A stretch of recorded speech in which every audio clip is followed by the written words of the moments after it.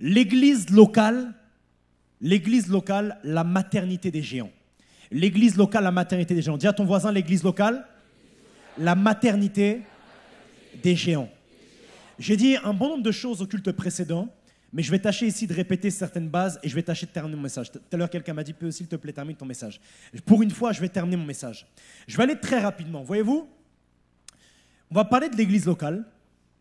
Voyez-vous, Dieu a un plan pour l'homme, c'est que l'homme devienne une source d'inspiration, une source d'impact, une source de bénédiction. En soi, cette source-là d'impact, d'inspiration, etc., on appelle ça devenir comme Jésus. Le plan de Dieu, c'est que l'homme devienne comme son fils Jésus. Quand Jésus est venu sur la terre, il est venu pour montrer le modèle exact et excellent de ce que Dieu attend dans ses disciples.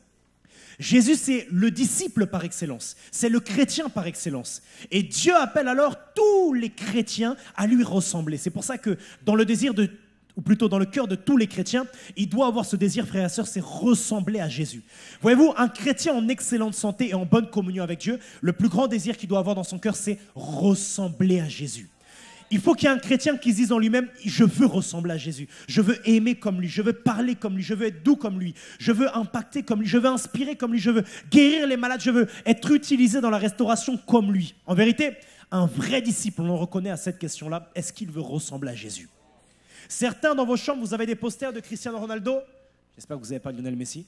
Certains dans votre chambre, vous avez des posters de Conor McGregor, je ne sais pas.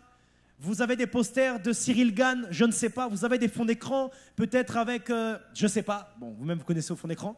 Mais voyez-vous, le plus grand désir d'un chrétien et d'un véritable disciple, ça doit être de ressembler à Jésus-Christ. Et Dieu ayant ce désir d'amener l'homme à ressembler à Jésus-Christ, Dieu a créé une usine de formation, une usine de transformation, dans laquelle l'homme rentre et dans laquelle il est ensuite changé, transformé jusqu'à ressembler à Jésus. Cette usine de transformation, on appelle ça l'Église. Il y a deux églises que vous devez distinguer. Il y a l'Église avec un E majuscule. Ça, c'est le corps de Christ qui englobe toutes les églises. Et il y a ensuite l'Église locale. L'Église locale, c'est quoi? C'est l'Église que tu fréquentes tous les dimanches pour avancer avec Dieu. Ok? Dis-moi yes. Ah, vous êtes endormis, les gens du troisième culte.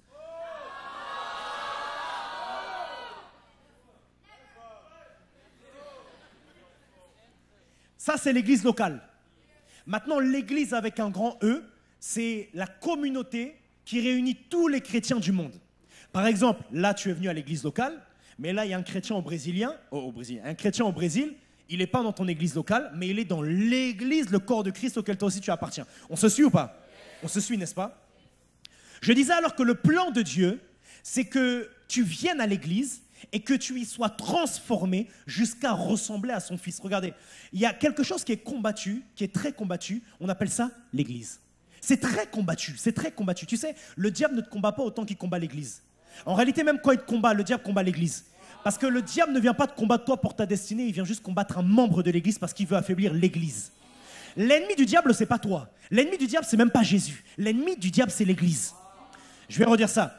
Écoutez, Jésus ne peut pas être l'ennemi du diable parce que le diable est sur la terre et Jésus est au ciel. Le diable ne peut pas avoir un ennemi qui n'est pas dans le même monde que lui. La partie de Dieu qui s'oppose au diable sur la terre, on appelle ça l'église. L'ennemi du diable, ce n'est pas Jésus. Jésus est la tête. C'est le corps, l'église. Donc le diable a un problème avec l'église. Pourquoi il a un problème avec l'église? J'ai plein de points ici. Bon, je vais les dire. Premier point, pourquoi il a un problème avec l'église? Parce que plus le nombre de chrétiens dans l'église est grand, plus le nombre de pieds sur sa tête est grand. Plus le nombre de chrétiens dans l'église est grand, plus le nombre de pieds sur sa tête est grand. Luc chapitre 10, verset 19. Regardez quelque chose, on connaît tous ce verset. Vas-y, lis-le mon frère. Je vous ai donné l'autorité de marcher sur la tête du serpent, la queue du scorpion, sur toute la puissance de l'ennemi, et rien ne pourra vous nuire. Quand on lit ça, souvent, on utilise ce verset pour parler de l'autorité en Christ. Mais ici, il parle à qui? Il parle aux apôtres? Non.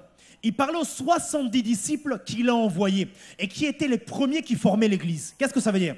Ça veut dire que les personnes qui ont le pouvoir, ou plutôt l'entité qui a le pouvoir de marcher sur les serpents qui représentent les démons, les scorpions qui représentent les démons, toute la puissance de l'ennemi, c'est l'Église. En fait, l'Église, elle a l'autorité sur le diable. Et plus il y a de membres dans cette église, plus il y a de pieds sur la tête du diable. Frères et sœurs, quand vous gagnez une âme, quand vous amenez quelqu'un à l'église, la personne se convertit, la personne accepte Jésus, il y a un pied de nouveau sur la tête du diable. Je vous ai... Oh, mais comment ça? Je vous ai donné l'autorité de marcher sur la tête. Oh, qui a déjà fait un écrasement de tête ici? Oh, oh, oh, toi. Oh, oh, oh. Je vous ai donné l'autorité de marcher sur la tête du serpent. Pour ceux qui ne savent pas pourquoi c'est la tête du serpent et la queue du scorpion. Pourquoi? Il y a deux manières de l'interpréter. Soit on dit du début à la fin de A à Z. Soit on dit le venin du serpent est dans sa bouche, dans sa langue, et le venin du scorpion est dans sa queue. Donc autrement dit, peu importe là où le problème est situé, il sera exterminé. Et moi j'aime derrière. Hein. Vous savez, des fois il y a des gens, je m'en souviens un jour, je fais une parenthèse, on a intercédé pour un frère, pour sa conversion, et quand on a intercédé, quelqu'un a dit arrêtons. J'ai dit pourquoi? En tant conf call. Il dit parce que quand on prie, j'ai vu 3 hommes habillés en noir apparaître dans ma chambre d'un coup. Vous savez, le diable des fois peut essayer de vous faire peur pour vous empêcher d'avancer avec Dieu. Mais moi j'aime quelque chose ici. La Bible dit sur toute la puissance de l'ennemi. Et ensuite, et rien ne pourra vous nuire. Autrement dit, les contre-attaques spirituelles, ça n'existe pas. Écoutez, des fois le diable peut vous dire si tu pries pour tel, on va t'attaquer. C'est faux. Rien ne pourra vous nuire. Autrement dit, marche sur les têtes, marche sur la queue du scorpion. Rien ne pourra vous nuire. Vous devez vous attacher à ça, vous devez croire ça. On chasse le démon et il va rien faire. On gagne l'âme et tu vas faire quoi? On guérit un malade, l'esprit d'infirmité va faire quoi? Tout à l'heure, vous avez vu, j'ai commencé à prier pour les délivrances. Quand je suis passé là, l'esprit m'a dit, il y a quelqu'un là, il m'a montré, je ne vais pas dire, il y a quelqu'un qui est oppressé, Rémi. Quand tu prends le micro, chasse ça. Donc j'ai pris le micro, on a pris autorité, il y a 2-3 démons qui sont partis. Ils vont faire quoi? Ce soir, je vais rentrer chez moi. Je vais m'arrêter au restaurant Japo. Je vais manger des sous. Ils vont faire quoi?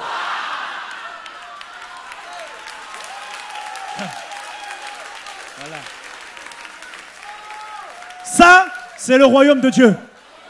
Ça, c'est la vie chrétienne. La vie chrétienne, ce n'est pas une vie où on est là comme ça. Oh, mais si je chasse l'esprit, qu'est-ce qui va se passer?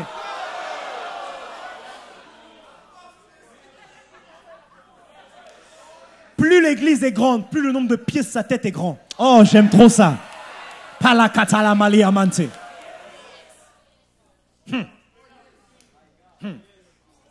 Frères et sœurs, regardez bien. J'ai besoin de quelqu'un de musclé ici. Regarde lui. Regardez ce frère. Viens, Elias, mon frère. Regardez ce frère. Tu fais 1m combien? 92. Ok, si le frère vient, il te met une patate. C'est compliqué, n'est-ce pas? Mais regardez quelque chose. Fut un temps, le frère faisait 1m10. Il était inoffensif. Son corps a grandi et sa dangerosité a grandi. Sa puissance a grandi. Regardez maintenant. Quand des âmes sont gagnées, le corps de Christ grandit. Plus le corps de Christ grandit, plus le corps de Christ est fort. Regarde bien. Si là, toi et moi, on était 3 à évangéliser, qui allait nous là? Mais si maintenant, à Sion Generation, on commence à être 10 000. Frères et sœurs, il y a une force dans le nombre. Il y a une force dans le nombre. Il y a une force dans le nombre. Regardez, quand il était petit, quand son corps était petit, il faisait rien. Mais son corps à 92 est dangereux. Frères et sœurs, plus le corps de Christ sera grand, plus il sera impactant et efficace. Qu'est-ce qu'il faut alors? Quand on gagne des âmes, il y a 1 centimètre que le corps de Christ prend. C'est bon, mon frère. Plus les âmes sont gagnées, plus le corps de Christ grandit. Plus le corps de Christ grandit, plus le corps de Christ est efficace et dangereux. Frères et sœurs, regardez bien. Il fait 1m92. Jésus, ou plutôt son corps ici sur la terre, fait quelle taille? La taille du corps de Jésus, c'est jusqu'à où il y a des chrétiens dans le monde. S'il y a un chrétien qui se convertit tout là-bas, le corps de Christ va jusqu'à là-bas. D'ailleurs, en parlant du corps de Christ, hier je me faisais une réflexion. Voyez-vous, la Bible dit que vous et moi, nous faisons partie du corps de Christ et que chacun, certains sont les yeux, certains sont la main, etc. Vous savez, écoutez bien quelque chose. La Bible dit que Jésus est la tête de l'Église et que nous formons le corps. Frères et sœurs, s'il vous plaît, entre vous et moi, parce que nous sommes le corps de Christ et nous sommes des parties du corps de Christ, s'il vous plaît, soyons le cœur. S'il vous plaît. Parce que, écoutez, est-ce que vous savez que certains chrétiens sont des cheveux dans le corps de Christ? Ça ne sert à rien, les cheveux. Enfin, je veux dire, ça va pas te faire avancer dans la vie. Certains, vous êtes les ongles. Ça ne sert à rien les ongles. Bah, je sais pas, ça sert à quoi les ongles? Ça sert aux sœurs. Pour faire payer de l'argent au PE pour les ongles. Le mariage, le mariage. Frères et sœurs, vous et moi, on est corps de Christ. Mais je pense qu'il y a une particularité dans le corps de Christ, c'est que tu peux être ongle aujourd'hui, demain tu es la main. Tu peux évoluer, n'est-ce pas? Mais regardez quelque chose, s'il vous plaît, parce que vous et moi, on est le corps de Christ, soyons une bonne partie. Soyons le cœur de Jésus. Soyons le cœur, soyons le cœur. Les gens qui aiment comme lui, les gens qui parlent comme lui, les gens qui font comme lui, les gens qui lui ressemblent. Pourquoi le diable lutte contre l'église locale? Car là où 2 ou 3 se réunissent, Dieu est là. L'église, c'est quoi? L'église, c'est pas un bâtiment. L'église, c'est une communauté. Et là où 2 ou 3 se réunissent en son nom, il est là. C'est ce que Jésus va dire. Là où 2 ou 3 se réunissent en mon nom, mon Père est présent. Là où 2 ou 3 personnes vont se réunir, la présence de Dieu va être là. Quand l'église est là, la présence de Dieu est là. Et quand la présence de Dieu est là, le diable a le seum. Troisième raison, pourquoi le diable a un problème avec l'église? Parce que dans l'église, ses mensonges et ses ruses sont exposés, démasqués, débusqués, chassés. Dans l'église, ces mensonges sont exposés.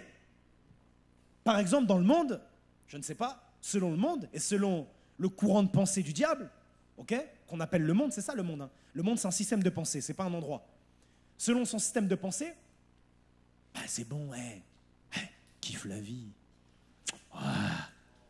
Allez, tire une taf, poteau, tire une taf. Tire une taf. C'est du bon, c'est du bon. 3 fois filtré, poteau, tire. Ça, c'est selon le monde. Mais la Bible dit, jeune homme, jouis de ta jeunesse, mais sache que pour tout ça, tu seras appelé en jugement. La Bible dit, il est donné à un homme de mourir une seule fois, après quoi vient le jugement. Tu vois, le courant de pensée selon lequel je peux kiffer la vie, quand tu viens à l'église, on t'expose, la vie ici, elle est pour bâtir la vie future. Donc à l'église, qu'est-ce qu'on fait? On débusque, on démasque les mensonges du diable. Et donc il a un problème avec ça. Est-ce que tu imagines? Non mais c'est comme une dinguerie. C'est un pressing, j'ai jamais vu ça. Tous les dimanches, depuis 2000 ans, des gens se réunissent pour mal parler de quelqu'un. Oh, attendez. Tu m'étonnes qu'il a le somme. Tous les dimanches depuis 2000 ans, dans le monde entier, on se réunit pour parler mal d'un gars. Il s'appelle Satan. T'as déjà vu un pressing comme ça? Tous les dimanches depuis 2 ans. 2000 ans, pardon. My God. La 4e raison, et là je l'aime bien, c'est parce que ses futurs adversaires majeurs y sont formés. La 4e raison pour laquelle le diable déteste l'église et la combat, c'est parce que, oh my goodness, c'est parce que ses futurs adversaires majeurs y sont formés. Écoutez bien, est-ce qu'on peut me lire Acte 13.1? Sinon je vais le lire, On me le diffuse, Acte 13.1, on me l'affiche s'il vous plaît. Vas-y. Il y avait dans l'église d'Antioche des prophètes et des docteurs. Ok. Il y avait dans l'église d'Antioche des prophètes et des docteurs. Barnabas, Simon, appelé Niger, Lucius de Cyrène, Manaën, qui avait été élevé avec Hérode le tétrarque et Saül. Ok. Saul, là ici, vous lisez, certains ne savent même pas qui c'est. Vous savez qui c'est le gars? C'est Paul. Mais là ici, on dit, il y avait à l'église d'Antioche des prophètes et des docteurs. Et on le met tout à la fin. On le met tout à la fin, pourquoi? Parce qu'à cette époque-là, personne ne le cala, personne ne le connaissait. Mais dans l'église d'Antioche, l'adversaire numéro 1 du diable était caché. Regardez quelque chose. Il se peut qu'ici, soit moi qui prêche, mais que toi tu sois tout au fond, comme Paul qui est tout à la fin. Et pourtant, celui qui va terrasser l'esprit démoniaque qui gèle de France, c'est toi. Écoutez bien, je vais vous dire quelque chose, pour ceux qui ne savent pas. Il y a un esprit, il y a un démon qu'on appelle une principauté qui gère l'île de France. Et il y a un esprit qui gère le 91, le 92, le 93, 94, 95. C'est pour ça que vous regardez des fois par département. Vous voyez, dans certains départements, il y a plus de choses que dans d'autres. Vous voyez que des fois, maintenant, regardez bien, il y a un esprit qui gère l'IDF. Il y a un esprit maintenant qui gère tel département. Ils sont sous la responsabilité de l'esprit qui gère l'IDF. À l'intérieur Sous l'esprit qui gère les départements, il y a un esprit qui gère une ville maintenant. À l'intérieur, sous sa responsabilité, il y a un esprit qui gère un quartier de la ville. Sous sa responsabilité, il y a un esprit qui gère maintenant une famille dans le quartier. Sous sa responsabilité, il y a un esprit qui gère une personne dans la famille. Sous sa responsabilité, il y a un esprit qui gère un aspect de la vie de cette personne. Ça veut dire que ces gars-là sont très organisés. On se suit ? Mais ici, il se peut, et je le crois, parce que ce que Dieu m'a promis par rapport à Sound Generation, c'est que parmi les futurs plus grands hommes et femmes de Dieu de cette génération qui vont apporter un réveil en francophonie, on va les trouver ici formés. Regardez quelque chose. Regardez, il se peut qu'ici, comme à l'église d'Antioche, il y avait plein de gars, et au fond, il y avait un gars. Personne ne calculait. Et pour ceux qui ne savaient pas, l'apôtre Paul était quelqu'un de très rejeté. Écoutez, pour ceux qui ne savaient pas, quand Paul s'est converti, les chrétiens l'ont rejeté parce que les chrétiens ne croyaient pas en sa conversion. Les chrétiens disaient, mais non, mais toi tu étais un juif, tu persécutais l'église, maintenant tu viens là comme ça, on n'y croit pas. Donc il était rejeté des frères. Qui s'est déjà senti rejeté ici? Il était rejeté des frères, rejeté des sœurs. Mais dans le rejet des frères et des sœurs, le futur ennemi du diable, c'était lui. Le futur rivaliste, c'était lui.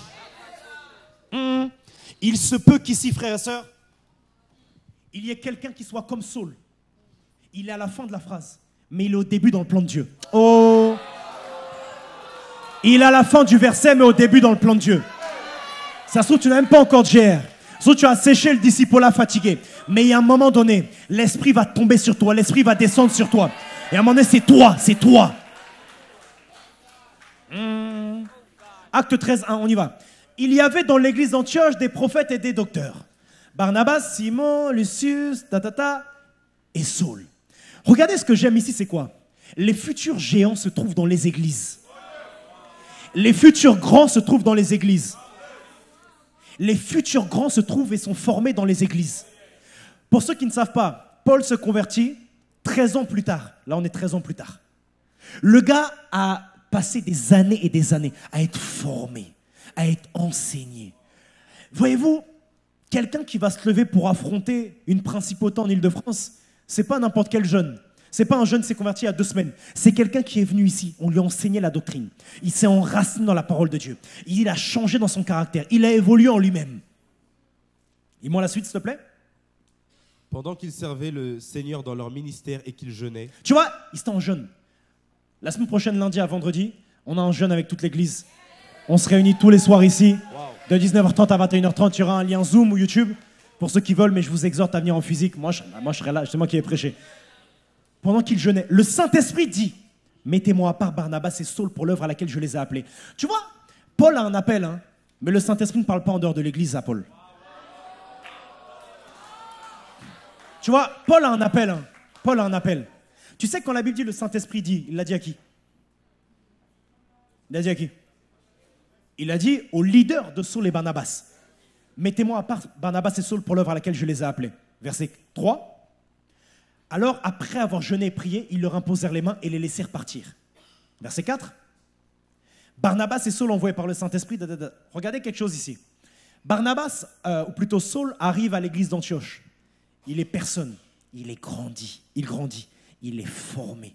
Il commence à ressembler à Jésus.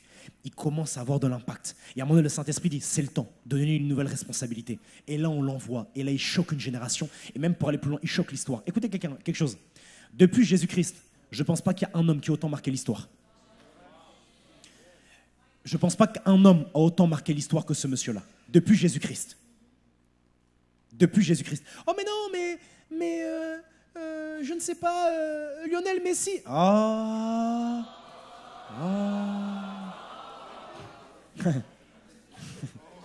Le 4e point que j'ai donné ici, c'est que ces adversaires majeurs, ils sont formés. Qui sait ce que cette église va donner à cette génération?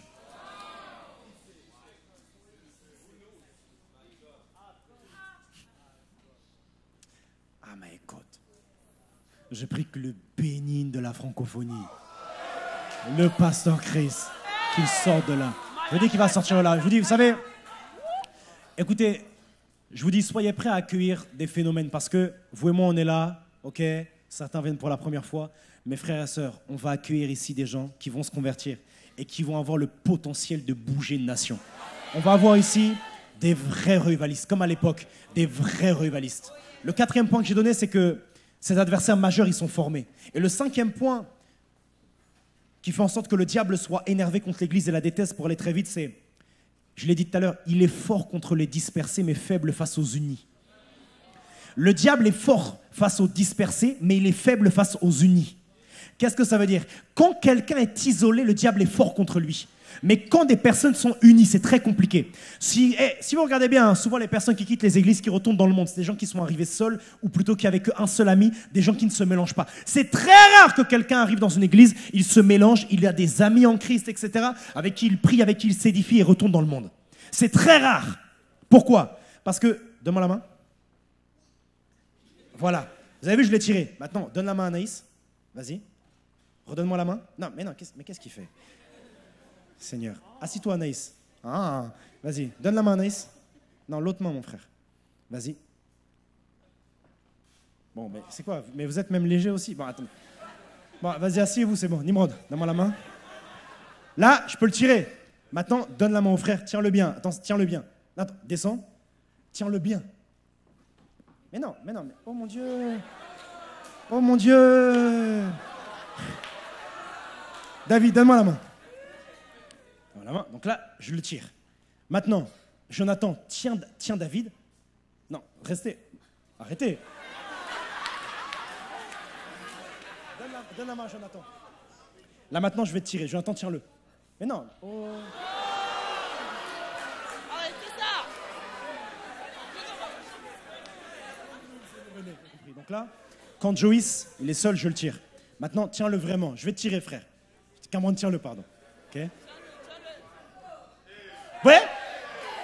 Qu'est-ce que je suis en train de dire? Quand déjà deux frères sont unis, il y a déjà encore plus de résistance pour le diable. Ok? On se suit. Et j'ai dit tout à l'heure quelque chose de pertinent, je le redis ici rapidement avant de continuer le message. C'est que dans la parabole, dans Luc chapitre 15, quand Jésus va parler du bon berger, il va dire que le bon berger, s'il a 100 brebis et qu'il en perd une, il laisse les 99 de côté et il va chercher la brebis qui est seule.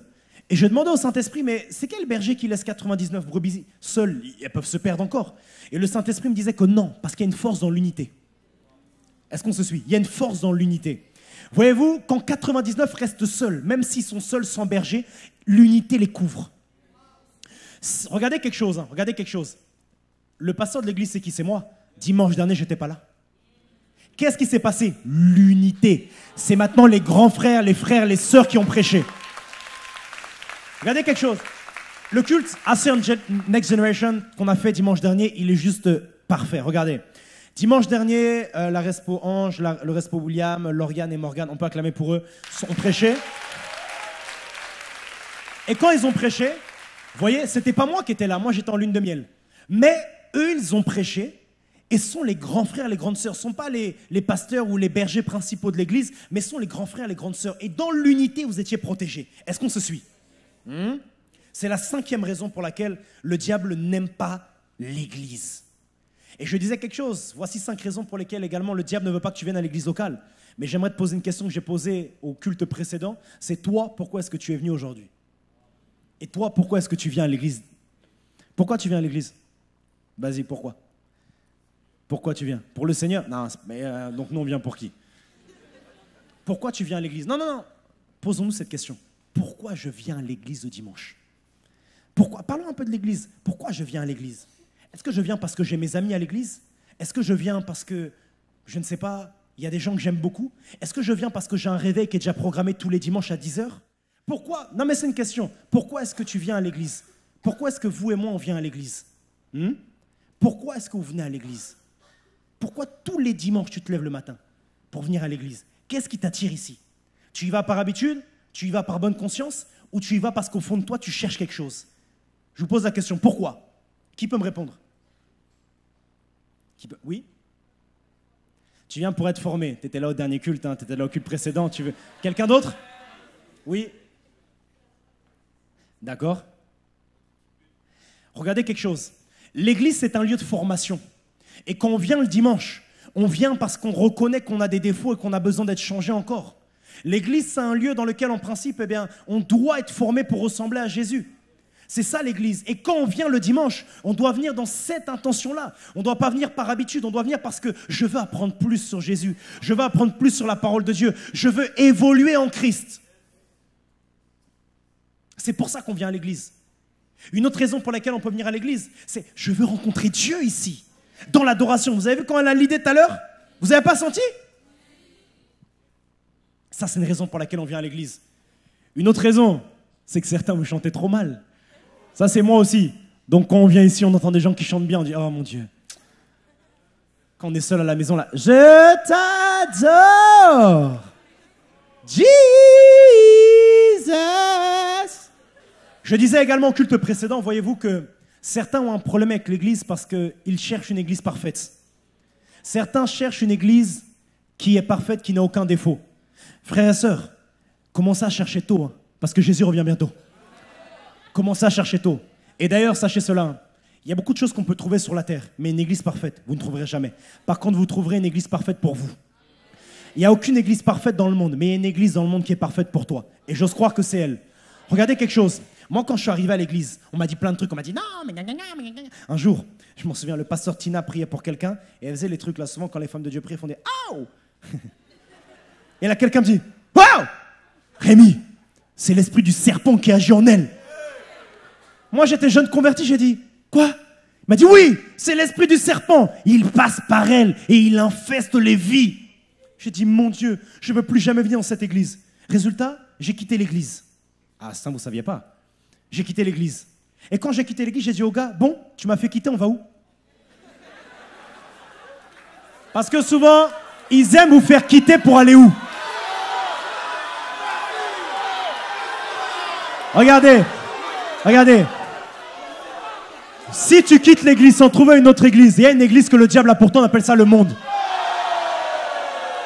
Cette église-là, elle a un pasteur, on l'appelle Satan. Elle a un responsable qu'on appelle péché.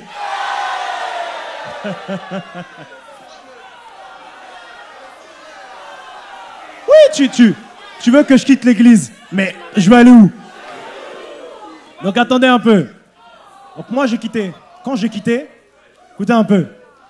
Quand j'ai quitté, je lui ai dit on va où? Il m'a dit non, t'inquiète, on va trouver. J'ai dit ok. Regardez, certains pensent même trouver à l'église le paradis, ce que j'ai dit tout à l'heure. Certains pensent trouver à l'église le paradis, alors que l'église ici n'est pas un paradis. L'église locale n'est pas un paradis, elle ne le sera jamais. Pourquoi l'église locale n'est pas un paradis? Parce que l'église locale, c'est l'ensemble des personnes qui veulent y aller. Pourquoi est-ce que l'église locale n'est pas le paradis? Parce que l'église locale, c'est l'ensemble des personnes qui viennent d'échapper à l'enfer. L'église locale n'est pas parfaite, l'église locale a des défauts parce que ceux qui en sont membres ont des défauts. Ont des défauts. Mais c'est justement parce qu'ils ont des défauts qu'ils continuent à venir. Frères et sœurs, moi-même qui vous prêche, moi-même qui suis pasteur de cette église, j'ai des défauts, ma femme est là. J'ai des défauts. Mais la vérité, peut-être toi, t'en as même plus.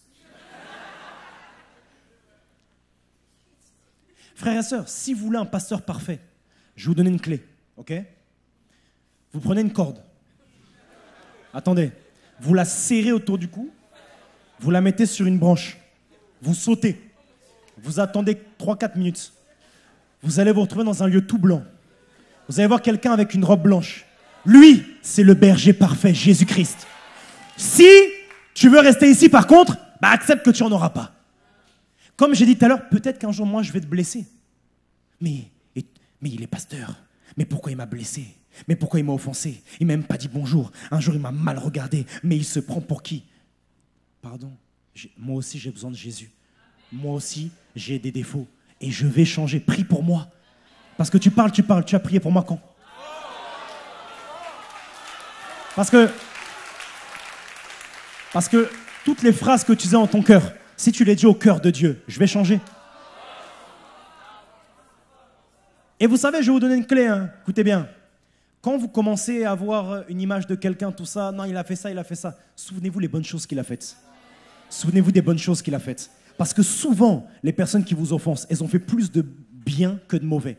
Mais, voyez-vous, une forêt qui tombe, elle fait plus de bruit qu'une forêt qui pousse.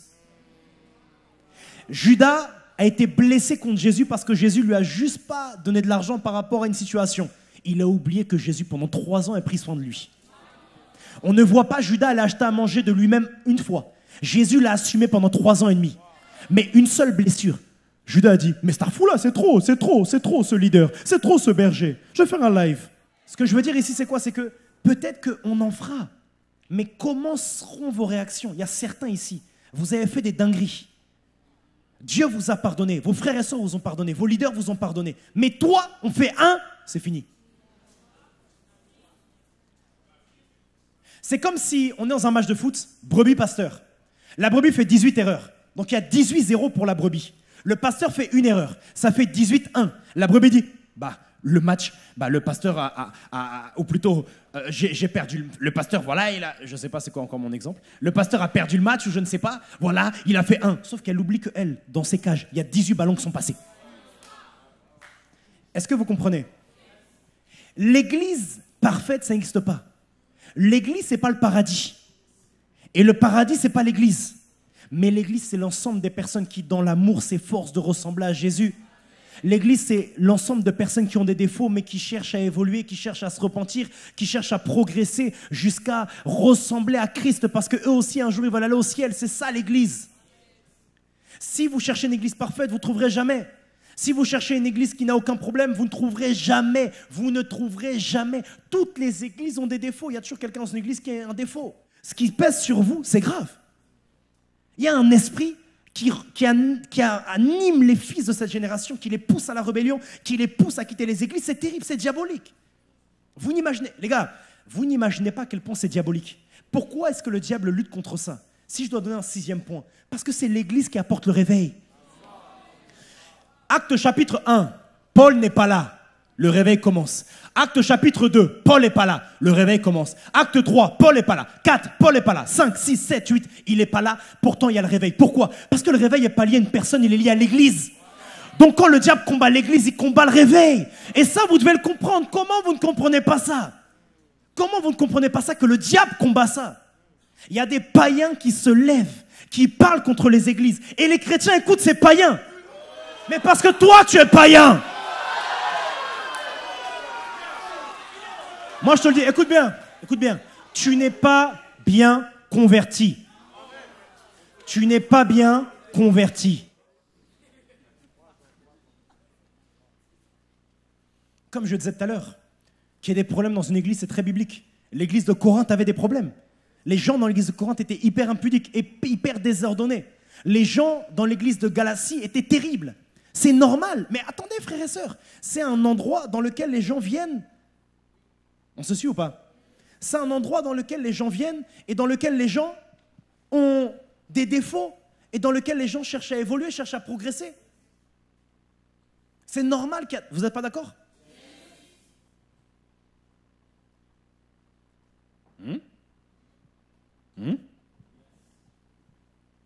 Je disais aussi, beaucoup disent, moi je prie à la maison.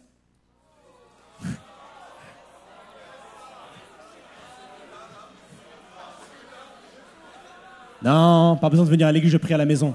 Attends. Oui, tu pries à la maison. Mais, et nous, on ne prie pas à la maison?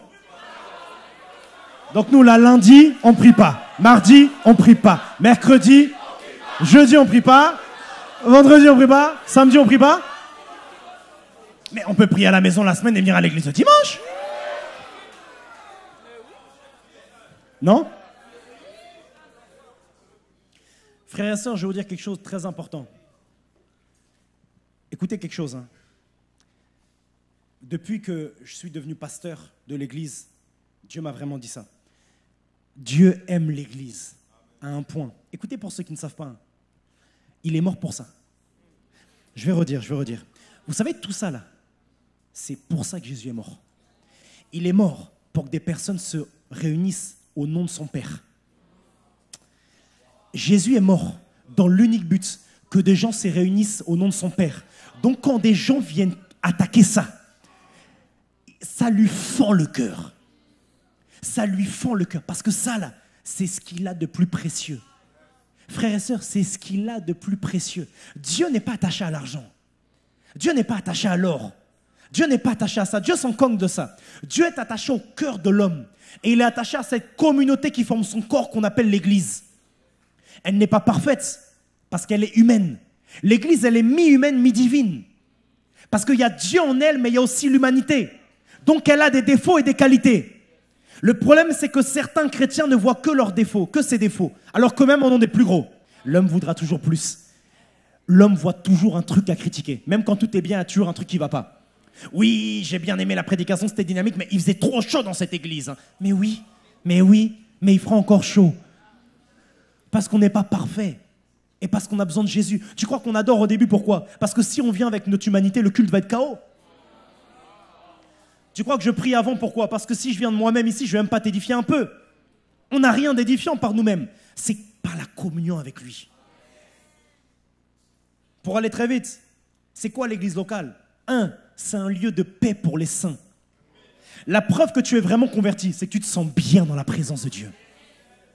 Tu te sens bien ici. Vous n'aimez pas venir ici? Moi, j'aime trop. La deuxième chose qu'est l'église locale, c'est un lieu de transformation, frères et sœurs. C'est un lieu de transformation. Qui est arrivé d'une certaine manière et a vu sa vie changer? Lève la main. Ce n'est pas l'église qui transforme, mais le Jésus qui y est présent transforme. L'église, c'est une communauté, mais c'est un lieu de transformation. Qui s'est converti ici? C'est-à-dire qu'il s'est converti à un culte, il a accepté Jésus. Lève la main. Mais regardez, gardez la main levée, gardez la main levée, gardez la main levée. Regardez, juste même pour un d'entre vous, c'est déjà tellement un succès. Est-ce qu'on peut acclamer Dieu? Regardez, Mariam. Regardez cette fille. Tu étais musulmane. Tu étais musulmane, mais tu es venue un jour ici et tu as accepté Jésus. La respo au lit, c'est pareil. Juste ça, frères et sœurs, c'est la preuve que l'église en question est un succès. Parce qu'au-delà de ce que des gens peuvent dire sur une église, ce qui compte, c'est réellement les fruits qu'elle porte. C'est les fruits qu'elle porte, c'est ce qu'elle produit. Qu'est-ce qu'elle produit? Qu'est-ce qu'elle produit? Troisième point, c'est un lieu de formation. Regardez Paul, le monsieur était dans l'église d'Antioche. Et d'un coup, on va l'envoyer. Pourquoi on va l'envoyer? On va l'envoyer parce qu'on l'a d'abord formé. On l'a aiguisé. Pourquoi est-ce que moi, on m'a envoyé? Là, on m'a envoyé, ici, mais on m'a envoyé gérer une église. Pourquoi? Parce que ça fait 10 ans que l'apôtre me forme. Mais j'ai été formé où ça? Mais là. Frères et sœurs, dans le royaume de Dieu, les cours par correspondance, ça n'existe pas. Non, je fais l'école en ligne. Je fais l'école par correspondance. Dans le royaume de Dieu, ça n'existe pas. Quatrièmement, c'est un lieu de sacrifice. La Bible dit dans Romains 12:1, offrez donc vos corps. Ce qui serait pour vous un culte raisonnable. C'est un lieu de sacrifice, c'est un lieu où on vient s'offrir. Tout à l'heure, on a chanté, on va continuer après. Et on se donne à Dieu, on s'offre à Dieu. Cinquièmement, c'est un lieu de frottement. Frottement, c'est quoi? C'est quand les caractères entre les frères et les sœurs vont se frotter. Des fois, vous avez des conflits avec des frères et des sœurs. C'est pas grave. Vos caractères se frottent, mais c'est comme ça que vous évoluez. C'est comme ça que vous changez, c'est comme ça que vous progressez. Sixièmement, c'est un lieu de rencontre. Je ne parle pas humain d'abord. Je parle d'abord spirituellement, c'est un lieu de rencontre. C'est un lieu où on vient. Vous savez, écoutez bien, une église locale, c'est un endroit qui est spirituellement très chargé. Où l'atmosphère est spirituellement très chargée. Tu viens ici, l'atmosphère est différente. Je ne sais pas vous, hein. Je ne sais pas si vous sentez la même chose qu'à la maison, qu'au culte, mais en principe, au culte, c'est différent. Personne ne sent différemment au culte? Tu ne sens pas que c'est différent? Tu viens ici, l'adoration est là, tous les frères sont là. Ouvre la porte. Toi, tu es seul chez toi, tu es en caleçon. Ouvre la porte. Ah, voilà, certains là. Ouvre la porte. Et là, il y a une pub. Ti. Les gars, arrêtez dans Spotify et YouTube Premium. Un jour, j'appellerai un enseignement, un vrai disciple n'a pas Spotify ou Deezer, il met l'argent dans YouTube Premium. Moi, je vois des fois, ma femme, quand elle écoutait des musiques et tout, elle était là. Il me dit, monte ici, hey, Bouygues Télécom, madame. Les gars, l'argent que vous mettez en Spotify, mettez-le dans YouTube Premium. Lieu de rencontre, également avec des frères et des sœurs, des alliés de destinée. Il y a certains ici, vous avez un appel, allez impacter une zone. Vous ne savez pas que peut-être le voisin à côté de vous, il va être envoyé avec vous. Écoutez bien quelque chose que j'ai remarqué dans une église. Des fois, on est proche d'un. 3 ans plus tard, c'est le gars à qui on ne parlait pas du tout. En fait, dans l'esprit, il y a une connexion. Et ça devient notre frère de destinée. Pierre et Jean, deux alliés de destinée, se rencontrés dans l'église. Septièmement, c'est un lieu d'évangélisation. Je viens de vous le montrer, elles ont levé la main. Huitièmement, c'est un lieu de recrutement pour le réveil. Tu viens ici, tu n'as rien à faire dans la vie, tu n'as pas d'ambition. Et on te dit qu'il y a une ambition que le ciel a qu'on appelle le réveil. Et tu dis, moi je veux en être, je veux en faire partie. C'est un lieu de recrutement pour le réveil. Neuvièmement, c'est un lieu de transfert de témoins. Mettez-moi Matthieu 16, 18. Le témoin, c'est quoi? Dans une course de relais, quand on court, eh bien, on a un témoin, c'est le bâton là qu'on va donner à quelqu'un. Ok? Vous connaissez la course de relais, n'est-ce pas? Matthieu chapitre 16, verset 18. Et moi, je te dis que tu es Pierre. Et que sur cette pierre, je bâtirai Mon église. Regardez, moi, je te dis que tu es Pierre et que sur cette pierre, je bâtirai mon église. Qu'est-ce qu'il est en train de dire? Il est en train de dire, tiens, prends la relève. Prends la relève. L'église, c'est également cet endroit-là où on passe le témoin. Et j'aimerais terminer un message comme ça. Regardez, laisse-moi le verset, s'il te plaît. Le but de Dieu, frères et sœurs, j'espère que je vais être compris. Le but de Dieu, c'est que chacune de nos vies participe à l'expansion, à la construction, à l'amélioration de son grand projet qu'on appelle l'Église. Ok? Il faut que chacune de nos vies ajoute quelque chose à son projet qu'on appelle l'Église. L'Église avec un grand E. Quand on gagne une âme, on fait grandir l'Église. Quand on aide un frère, une sœur, on fait grandir.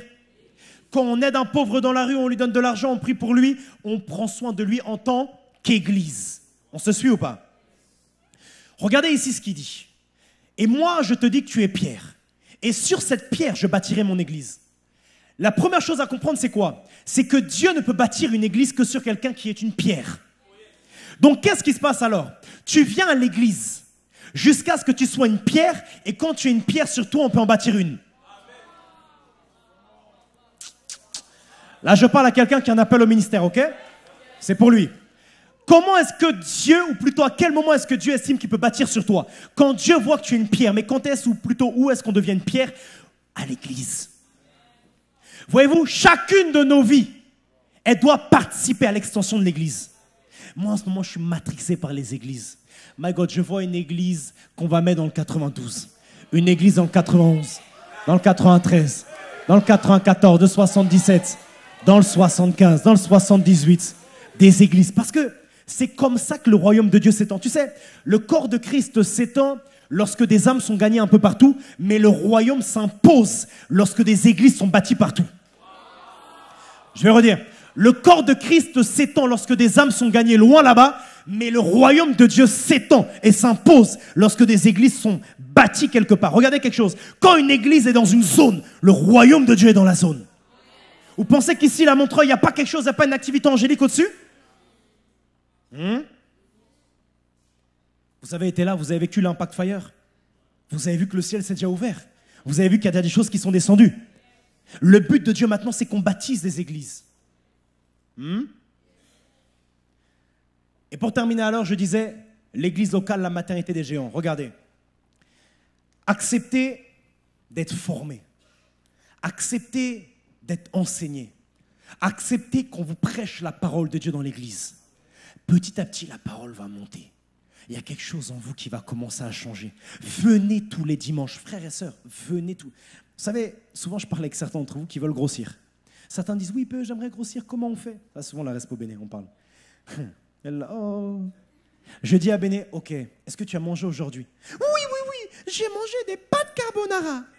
Je me suis fait beaucoup de pâtes, j'ai même mis du fromage. Ok, Bénédicte, est-ce qu'hier tu as mangé? Non, j'avais pas faim. Est-ce que la veille tu as mangé? Oui, j'ai mangé des cacahuètes le matin. Frères et sœurs, quand il n'y a pas une continuité dans ce que tu consommes, il n'y a pas d'évolution. Spirituellement, écoute bien, quand tu ne viens pas dimanche 1, tu viens dimanche 7. Le dimanche 7, tu ne vas même pas grandir, tu vas juste rattraper la rétrogradation de la semaine. Écoutez bien, certains écoutez bien. Dites-moi si vous n'avez pas remarqué ça. Vous êtes down spirituellement, vous arrivez à l'église, vous ne sentez pas évoluer, vous sentez juste que vous avez été remis à niveau. Mais tu n'as pas évolué, tu as juste été remis à niveau. Qu'est-ce qu'il faut faire alors? Tu viens tous les dimanches, tu vois, le niveau est déjà là. Tu fais que grandir, tu fais que évoluer. L'église locale, la maturité des géants. Pour terminer, c'est la 10e fois que je dis ça. Soyez prêts. Habituez-vous à ça. Aimez ça. Voici les promesses que je peux vous faire ici, ok? La première promesse, c'est que ici, on ne sera jamais parfait. Voilà. La deuxième promesse, c'est qu'ici, on aura toujours des défauts. Vous dites, mais il veut nous faire fuir. La troisième promesse, c'est que les leaders ici auront toujours des défauts. La quatrième promesse, c'est qu'on en sera toujours conscient et qu'on essaiera toujours de nous améliorer. La cinquième promesse, c'est qu'on n'est pas parfait, on le sait, mais on cherche à se parfaire. La sixième promesse, c'est que Dieu sera tout le temps glorifié. La septième promesse, c'est que quand vous viendrez au culte, il y aura toujours Dieu dans l'adoration, dans la prédication. Ce sera rempli de Dieu. La huitième promesse, et c'est la plus importante, c'est que frères et sœurs, si vous restez enracinés, plantés, vous nous donnez l'occasion, nous allons vous former. Je ne sais pas ce à quoi tu es appelé, Dieu le sait, mais nous allons vous former de manière à ce que Dieu a prévu que tu deviennes dans cette génération, tu le deviennes. Écoutez bien, on n'est pas là pour former seulement des chrétiens affermis, on est là pour former des phénomènes. À cette génération, la Masia. À cette new generation, la Masia. Pour ceux que ça passe, c'est quoi la Masia? La Masia, c'est le centre de formation du FC Barcelone. C'est là qu'il y a les phénomènes qui sortent. Frères et sœurs, le but, c'est que dans cette génération, on se dise, mais c'est qui ces jeunes? Mais c'est qui? Regardez maintenant. Soyez là au culte. Soyez là au GR. Soyez là dans toutes ces réunions-là. Soyez là afin qu'on puisse vous former. L'église locale, c'est la maternité des géants. C'est l'organisation qui donne naissance aux géants spirituels. Frères et sœurs, vous ne deviendrez jamais un grand si vous n'êtes pas d'abord enseigné, si vous n'êtes pas d'abord enraciné, frères et sœurs. Vous devez être enseigné, enraciné, mais pour cela, vous devez venir. Pour cela, vous devez être membre d'une église locale. Est-ce qu'on aura et est-ce qu'on a déjà eu des défauts? Mais oui! Mais même ta famille à toi, elle a des défauts. Mais est-ce qu'on va s'améliorer de mois en mois, de jour en jour, d'année en année? Oui. Mais ici, on va former des personnes. Je ne sais pas, tu sais, moi j'aurais aimé qu'on me dise ça. Je vais vraiment terminer avec ça. J'aurais aimé qu'on me dise ça à ma conversion. J'aurais aimé, mais quand j'aurais tellement aimé. Vous savez, moi j'ai une forte relation avec le pasteur Darius. Vous savez pourquoi? Qui sait pourquoi? Parce qu'il m'a formé, mais parce que c'est la première personne qui a vu quelque chose en moi. Vous savez, une des personnes les plus importantes dans votre vie, c'est la personne qui vous voit. Je ne dis pas la personne qui vous voit, là, comme ça, il y a Elias. Je parle à la personne qui voit, là. Il y a qui en toi, qui est caché, et qui peut sortir, le potentiel qui est en toi. Et ici, on va avoir une particularité, c'est qu'on va voir. On va voir l'appel, on va voir le potentiel, on va voir les dons cachés en toi. Et on ne va pas se contenter de les voir. On va les exposer, on va les travailler, on va t'aider, on va te tailler de manière à ce que Christ soit formé en toi et de manière à ce que tu deviennes un signe dans cette génération. La seule chose que je vous demande, faites attention à cet esprit qui guette votre génération. Un esprit qui combat l'Église. Vous savez, tout ce qui se passe dans cette génération, moi cette semaine j'avais une crainte. Vous savez pourquoi? Je me suis dit, mon Dieu, mais là Jésus revient vite, vite, vite. Parce que ça là, c'est des signes de la fin des temps. C'est des signes de la fin des temps. Ça, c'est des signes qui annoncent le retour de Jésus. L'apostasie, on appelle ça. L'apostasie, c'est quand le monde s'oppose maintenant à l'évangile. Le refus de croire. Les gens décident d'attaquer, d'insulter. Tout ça, c'est le signe qu'il y a le retour de Jésus. Mais également, c'est le signe d'un puissant réveil. Quand vous lisez Actes des Apôtres, c'est dans ces contextes-là d'apostasie. Les gens détestaient l'Église. Les gens insultaient Pierre. Les gens insultaient Jean. C'est dans ces contextes-là qu'il y a un puissant réveil. C'est pour ça, frères et sœurs, restez attachés, soyez là, on va vers un puissant réveil. Est-ce qu'on peut tous se lever ?